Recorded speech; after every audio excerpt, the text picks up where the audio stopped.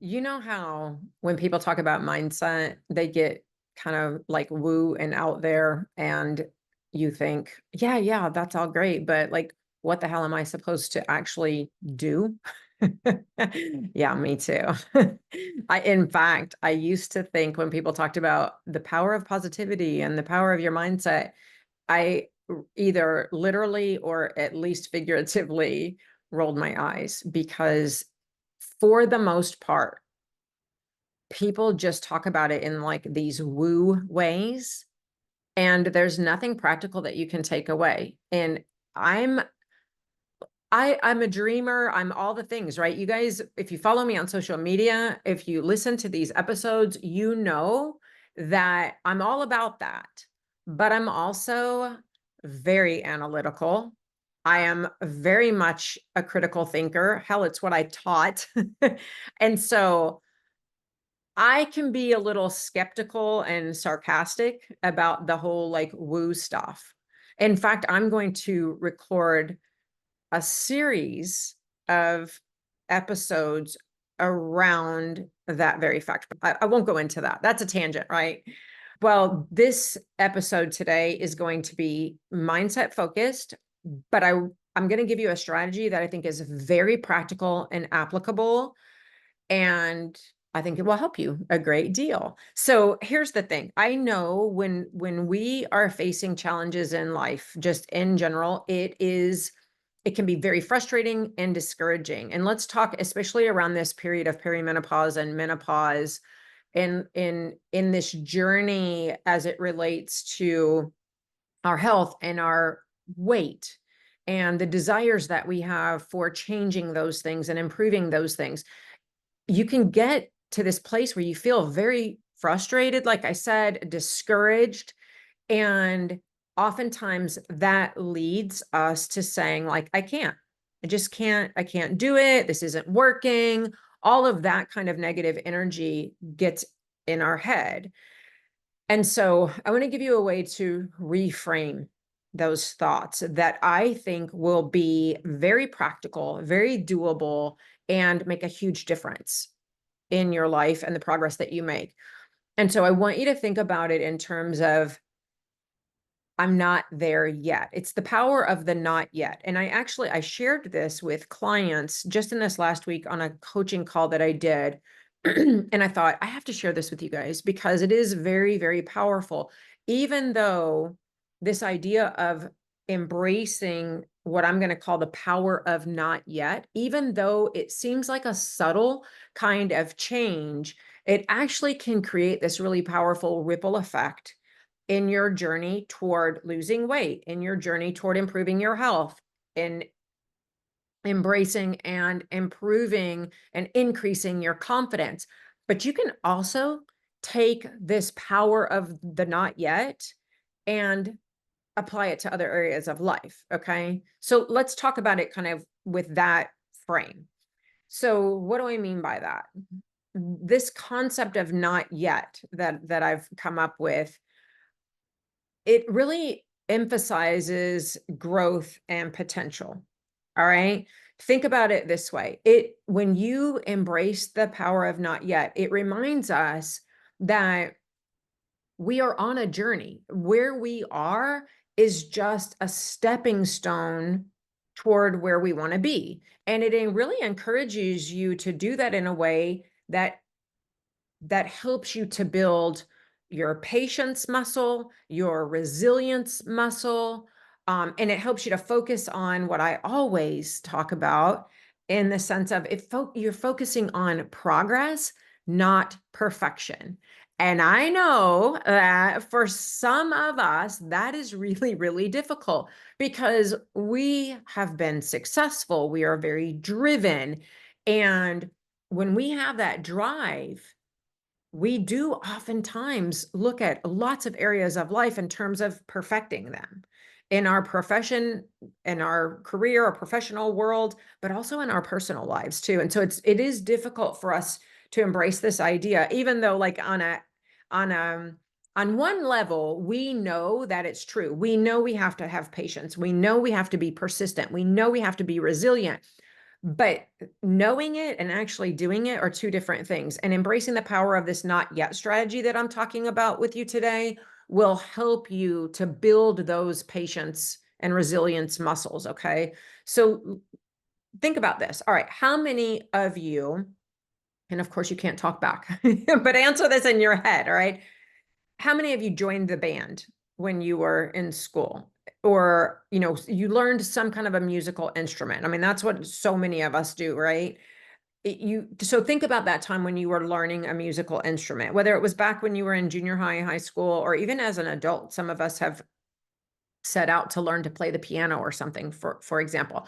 So when you were learning to play the piano or whatever your instrument of choice was, I actually played the violin in middle school.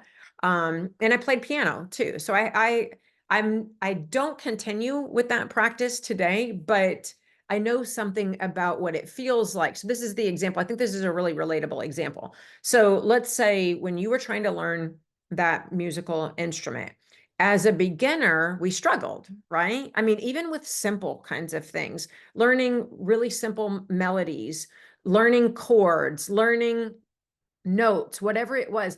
And we felt really frustrated because we felt like it was hard. We stumbled. We made missteps. If it was a wind instrument, oh my gosh, that sounded horrible. If it was, on the piano, immediately the ear hears when you hit the wrong key, right? So that can be frustrating and feel like this lack of progress is really, it's discouraging, right? But if you stuck with it, no matter how long, you don't have to be like this musician today to understand this. But if you stuck with it over time, with consistent practice, with a little bit of dedication, you started to see some improvement, right? And I think in instances like that, it's pretty typical for us not to view those missteps and those struggles as failures. We just embrace the idea of like we're not there yet. I mean, we're a beginner. We don't play the piano and it sound like Beethoven yet. Maybe that's a stretch, but we're just not there yet, right? But with practice, all of the time that we invested, all the effort that we put into practice, maybe you had lessons, maybe you had a band class in school. With all of that, it brought you closer to the goal of improving or even playing really beautifully, right? Well, the same thing applies to other areas of life, right? I mean, seriously, if you think about your weight and your health, you don't start making changes and then you all of a sudden are perfect at making those changes. You don't start making progress toward your goal weight, for example, and all of a sudden you jump right into the jeans that you want to fit in, or you feel better in your clothes because you're not there yet. But somehow there's a disconnect between that idea of the patience and the persistence and the resilience on a journey like that when it comes to our health and our weight loss. So I'm going to ask you to think about when you were learning to play the musical instrument, and let's make room for the idea that embracing that idea of not yet can also apply to your weight loss and your health journey. So, why does all of this matter? Well, several reasons, and big reasons that it matters, even though it's really a subtle shift. And once you start to embrace it, you can make these changes rather easily. And with practice, they can become second nature. So, but they can have a huge impact. And one reason is it's like a pressure release. It takes the pressure off of you. Just like when you were learning to play the piano or whatever musical instrument, you could learn to appreciate that there was this journey of practice and shifting to that idea of like I'm not there yet, because it takes practice and it takes time. It's in the same way, shifting your mindset to this not yet mindset as it relates to your health can really relieve the pressure that you feel for these immediate results. I mean, weight loss and health, we know that it takes time. Like up here in our heads, I'm pointing to my heads if you're listening to the podcast. We know that it takes time, and we know in a heady way that it's a journey that you're on. But to actually believe that and be okay with it, it really takes you saying, okay, I'm just not there yet. And looking at the small victories along the way. And that can take a lot of pressure off of you if you look at it in this not yet kind of way, right? So that's one big way that it can make a difference. Let me get my notes over here, you guys. I've made me some notes to keep me on track. A second way that it matters, it really encourages you to approach the journey from a learning perspective. Every setback in learning to play whatever musical instrument you learned to play, you knew it was an opportunity for growth. You knew it was a way for you to get better, right? You had to hit the wrong key, or, on the piano, you had to, blow the wrong note into that horn and hear that horrible screeching outcome.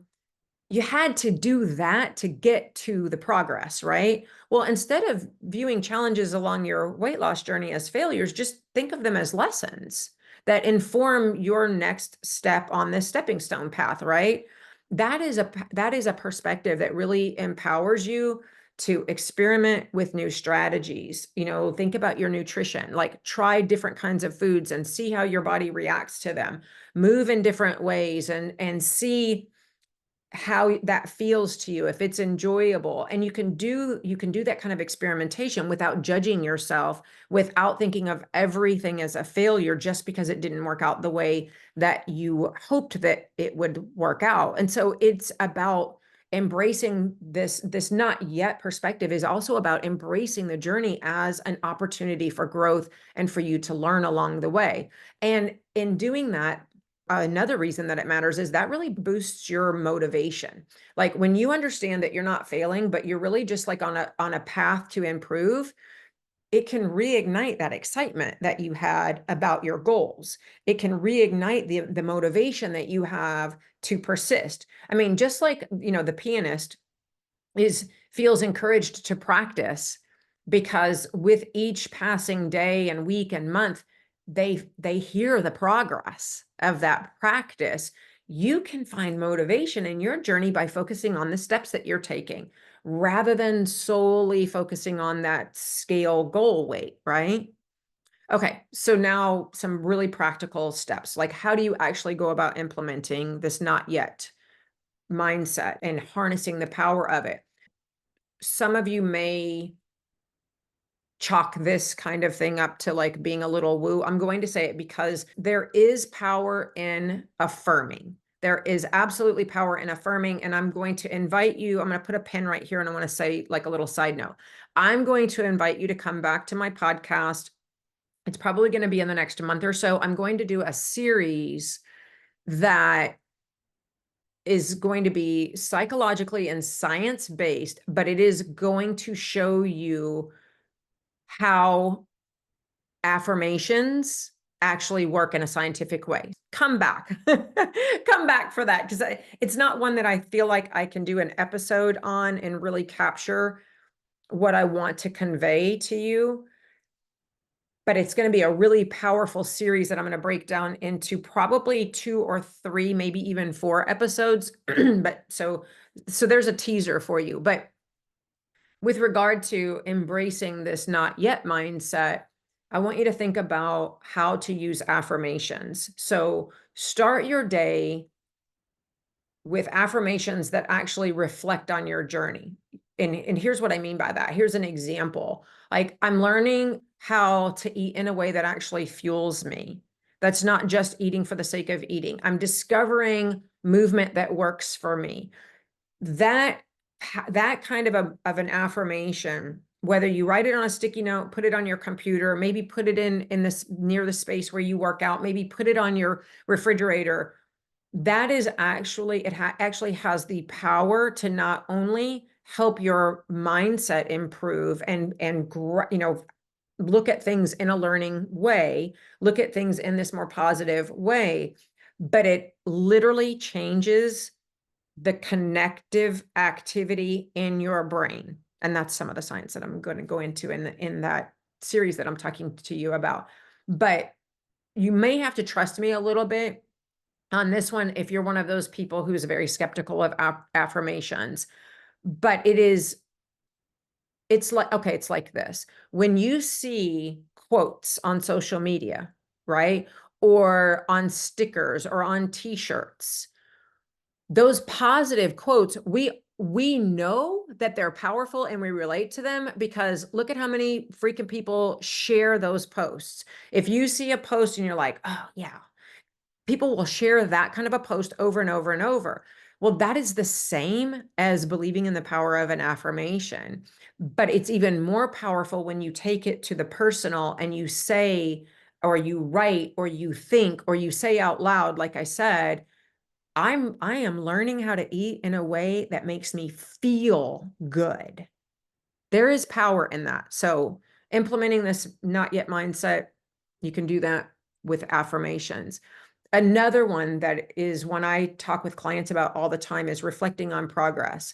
And here's one way that you can do that. You can keep a journal and track not only physical changes that are going on, but mental shifts that you are becoming aware of. And you need to be very like cognitive of thinking about the mental shifts because they can be so subtle, it's easy to overlook them.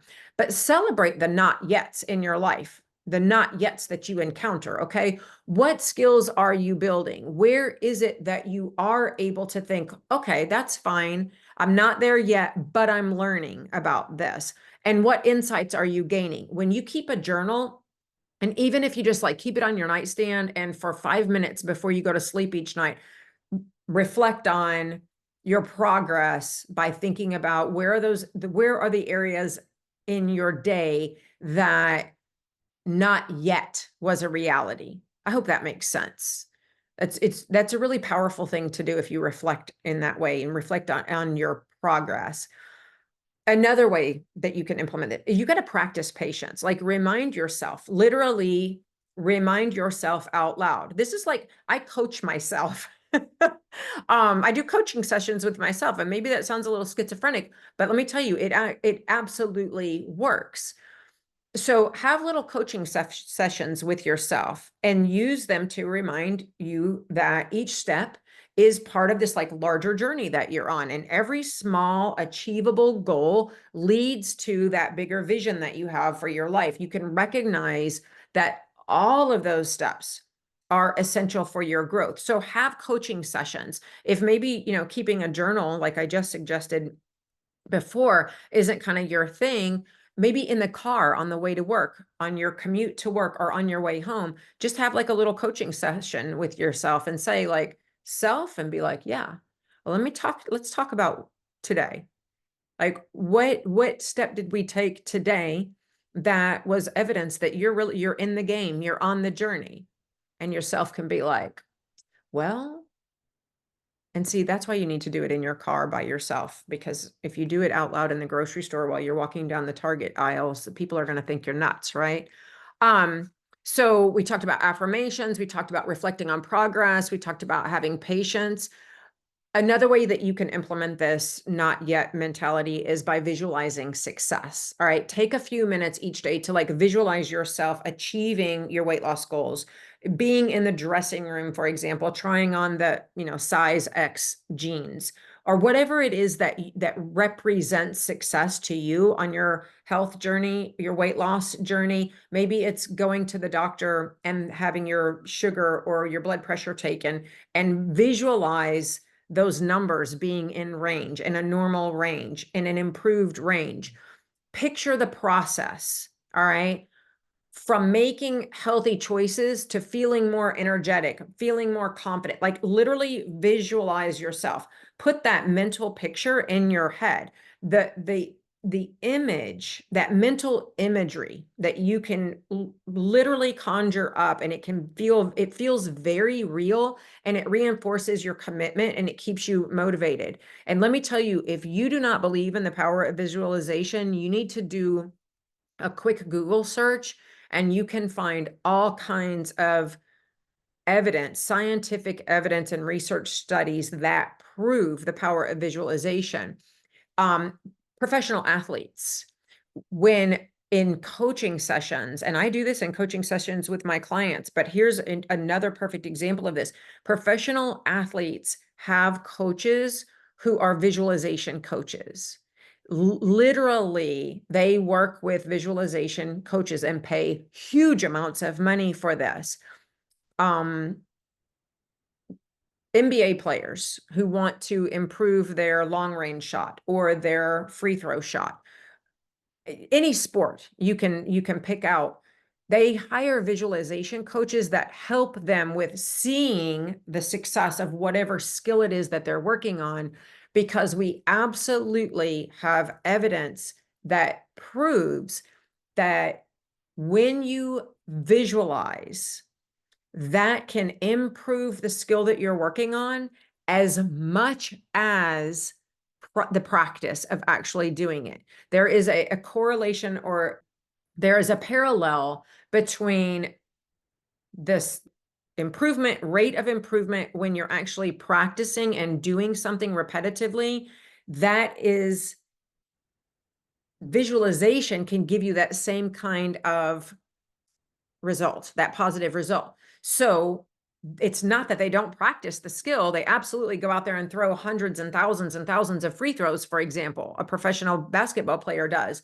But when you do that and you pair it with coaching and visualization, then your improvement goes up astronomically. So there's absolutely power in visualization. And that is a very simple way for you to implement this not yet strategy on a daily basis, and it will absolutely prove out to be successful in the evidence that you see in the progress that you make towards your goals. Another way that you can implement this not yet attitude or mindset shift is you can seek support. Like, surround yourself with supportive people who understand your journey. That's part of inherently what I create for clients who are in our 12-week program. They have a community of like-minded women who are on their own journey. We customize things, and each person has their own path, their own customized plan, but they're in it together, right? And that creates a supportive community that is encouraging, that is there for you, that understands the struggles and the successes, and celebrates with you and offers help. So you can do that in your life. You can join my total wellness group and get that kind of support too, for absolutely for free. But you need to surround yourself with supportive, encouraging, like-minded kind of people, where you can share your experiences.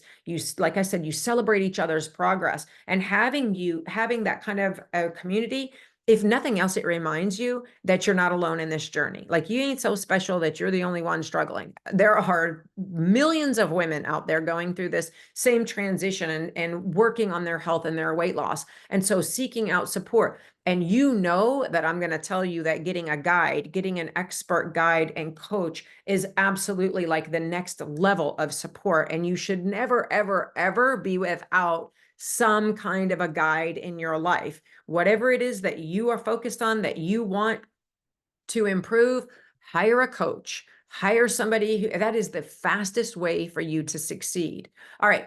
Another way that you can practically implement this, like, embrace the challenge. Like, when you hit a setback, right, or a stumbling block, instead of seeing that as a failure, reframe it. Reframe your thinking around that, and reframe those stumbling blocks or those setbacks as opportunities to learn.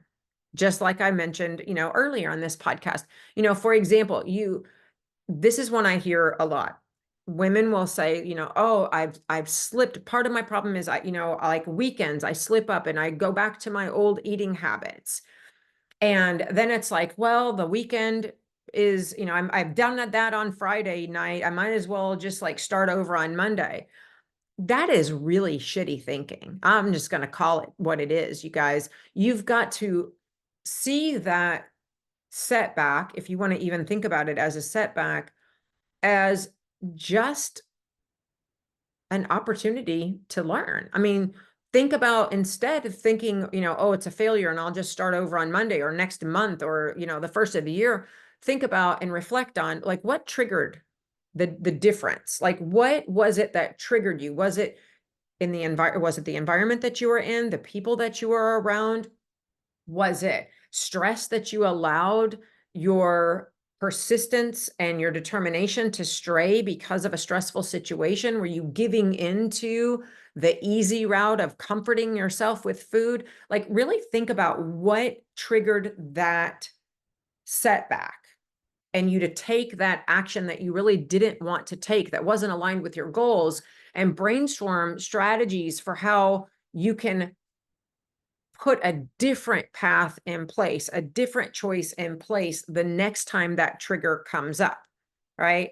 A really great example of this is weekends, it's holidays, it's parties, it's, the outings, the shopping days or the outings with girlfriends. What is it about those events, for example, that cause you to slip? And pre-plan, if you will, strategize in advance. What can you do instead so that you can make sure that the action you take the next time that situation comes up is the one that is better aligned with what you actually want for yourself in the long term? And then finally, how can you implement this? I'm going to encourage you to create what I call a not yet list. Write down areas in your health journey or your weight loss journey where you feel like you have not yet achieved your goals. All right. And next to each one of those, so you make a list. And the best way to do this, if you want to do it on paper, and I do encourage you to do it with like old school paper and pencil instead of electronically. And there are science reasons for that. And they have to do with how the hand movement while you're thinking and writing are connected to your brain in ways that actually help your brain change in a permanent way faster.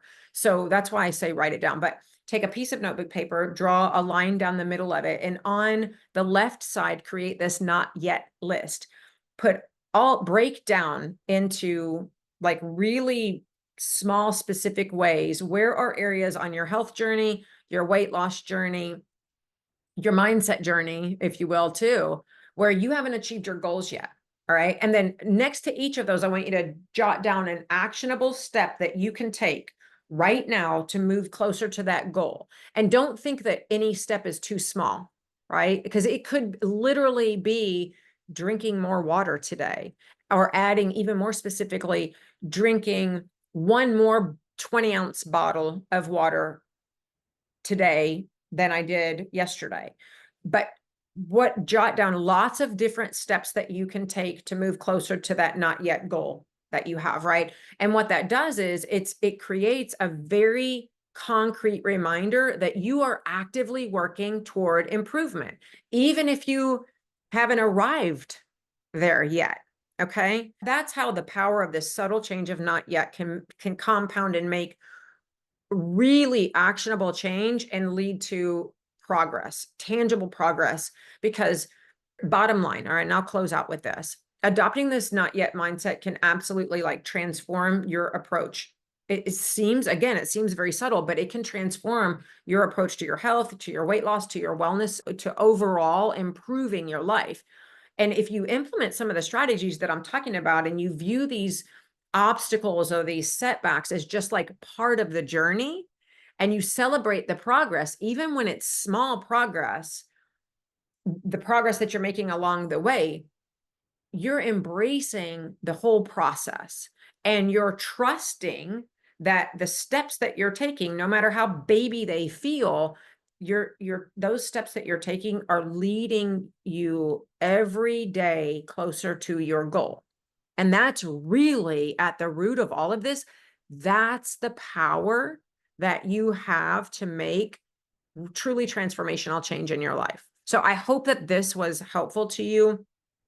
I'm going to try to do not just the series that I talked about, but I'm going to try to do more of these kinds of episodes where I break down, maybe in a little bit of an atypical way, the power of mindset and how you can actually harness the power of mindset in a variety of ways. Again, that will be more atypical than just, saying, talk nice to yourself. But I'm going to try to do more of these episodes. So I do need you to let me know if they're helpful, because my idea is to have more of these kinds of episodes where it's like lay out the power of the strategy that I give you some ways that it can make a big difference in your life, and then lay out these implementable, actionable, practical steps. Okay. So let me know if this was helpful. Let me know your thoughts on this. You can message me, you can leave a review and a comment under this episode here on the podcast. If you're watching on YouTube, you leave comments there. Ways that I will actually get them quicker is if you go on Instagram and send me a DM, or you go on Facebook and you send me a private message, or you can email me too. And all of those ways to connect with me are in the show notes under this episode. So thanks for hanging out with me today. Yeah, and I'll see you right back here next time.